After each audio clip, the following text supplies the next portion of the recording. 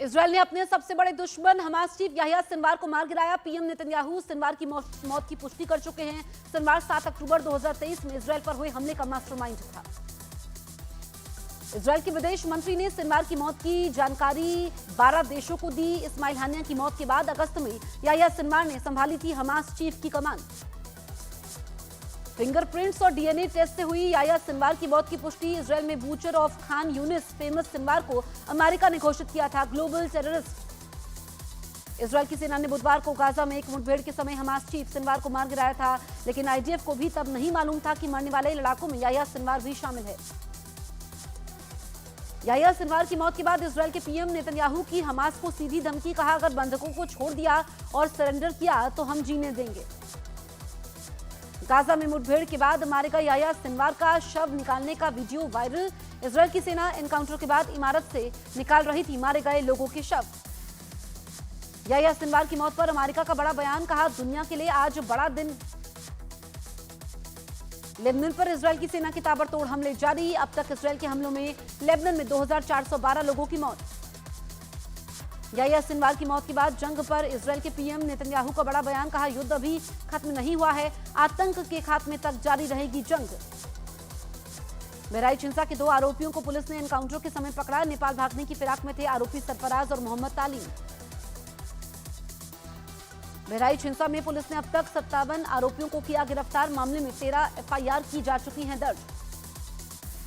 बहराइच हिंसा के आरोपियों पर होगी एनएसए के तहत कार्रवाई। अफवाह फैलाने और आरोपियों को शरण देने वालों पर भी होगा रासुका की कार्रवाई। बहराइच हिंसा में मारे गए रामगोपाल की पीड़ित पत्नी का एक वीडियो सोशल मीडिया पर वायरल। वीडियो के जरिए पीड़ित ने न्याय की मांग की है। समाजवादी पार्टी मुखिया अखिलेश यादव ने एनकाउंटर पर उठाए सवाल, कहा सरकार अपनी नाकामी छिपाने के लिए कर रही है एनकाउंटर। बहराइच हिंसा पर राजनीति तेज। एआईएमआईएम ने कानून की धज्जियां उड़ाने का आरोप लगाया। वारिस पठान बोले देश संविधान से चलेगा, ठोक डालने वाली पॉलिसी से नहीं। बहराइच हिंसा पर समाजवादी पार्टी सांसद जियाउर रहमान बर्क ने एक तरफा एक्शन का आरोप लगाया, कहा धर्म विशेष को टारगेट कर एनकाउंटर हो रहा है। बहराइच हिंसा पर केंद्रीय मंत्री रवनीत सिंह बिट्टू का बड़ा बयान, कहा अपराधियों के साथ सख्ती करने से ही कानून का राज बहाल होगा।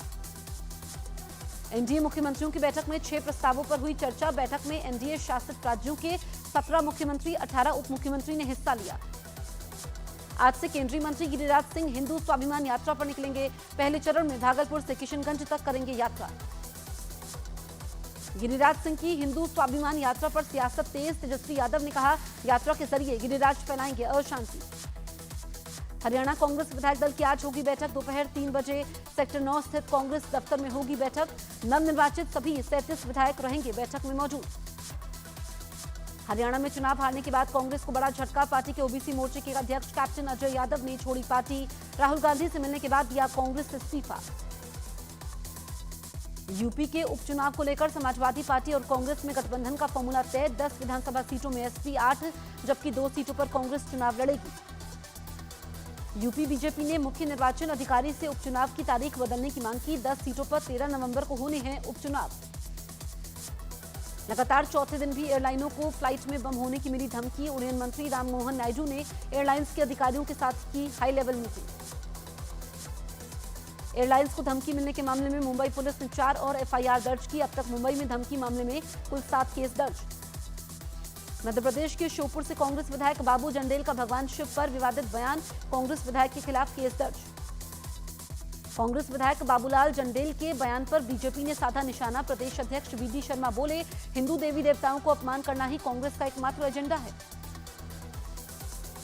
गुजरात के सूरत में खेलते वक्त 4थी मंजिल से गिरने से एक बच्चे की मौत। सामने आया हादसे का सीसीटीवी। गैंगस्टर लॉरेंस बिश्नोई के समर्थन में उतरा बिश्नोई समाज। बिश्नोई महासभा के अध्यक्ष देवेंद्र बिश्नोई ने कहा बिश्नोई समाज का बेटा है लॉरेंस।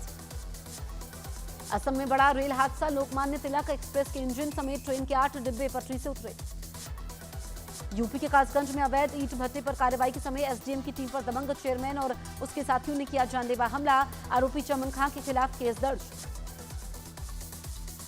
बिहार के मुजफ्फरपुर में लखनदेई नदी के बाढ़ के पानी से भारतीय वायुसेना के हेलीकॉप्टर का किया गया रेस्क्यू। सामने आई तस्वीरें।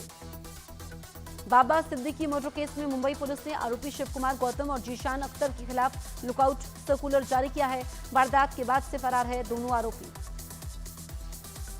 दिल्ली के 1 दर्जन से ज्यादा व्यापारी थे बदमाशों के निशाने पर। गैंगस्टर दीपक बॉक्सर गैंग के शूटर्स की गिरफ्तारी में सामने आया सच।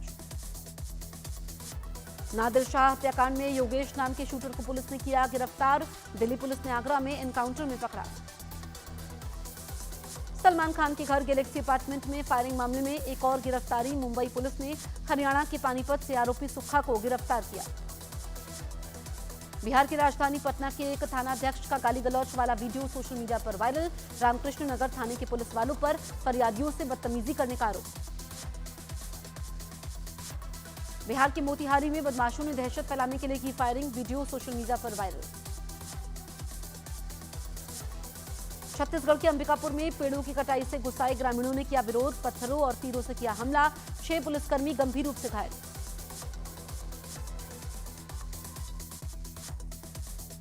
यूपी के बागपत में शादी के अगले दिन ही दुल्हन घर से गहने और नकदी लेकर हुई फरार। पीड़ित ने परिवार दर्ज करवाया केस। यूपी के एटा में तेज रफ्तार कार सवार ने दुकान के बाहर बैठे एक आदमी को रौंदा। हादसे का वीडियो आया सामने।